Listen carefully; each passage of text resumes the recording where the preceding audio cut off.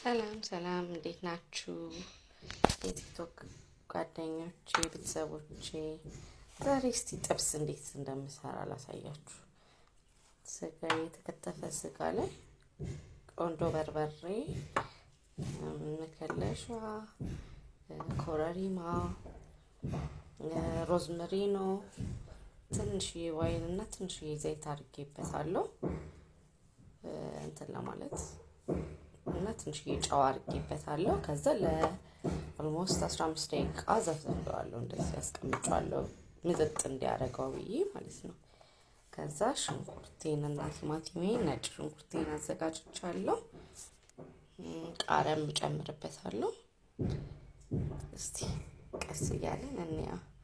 ዘይቴን ደግሞ እንዲግል ይሄ መጥበሻ ላይ አድርጌያለሁ። ዘይቴን ትንሽዬ ዘይት ነው የማደርግበት፣ ምክንያቱም ኦልሬዲ ያኛውን እንትን ለማለት አድርጌበታለሁ እንዲመጣው ብዬ ማለት ነው። ስጋው ላይ ስላደረኩ ትንሽ ያው ስጋችንን ትንሽ ጋላ ያለ መጥበሻ ላይ እናደርገዋለን።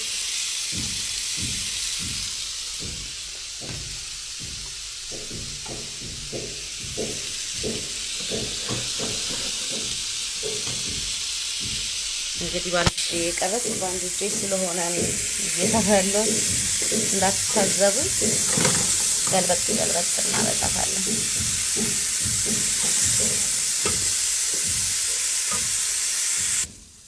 እና ያነገርኳችሁ ትንሽዬ ደግሞ እንትን አድርጌበታለሁ። ሚጥሚጣ አድርጌ ነው የዘፈዘፍኩት አንድ ላይ።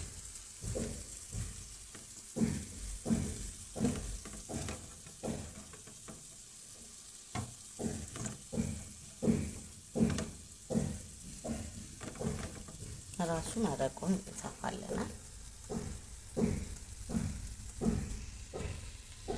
እኔ ብዙ ጊዜ ቶሎ እንዲበስልልኝ ቀይ ሽንኩርትና ቲማቲም አንድ ላይ ነው የምጨምረው ማለት ነው። አንድ ራስ ቲማቲም እና አንድ ራስ ቀይ ሽንኩርትን ያደረኩበት።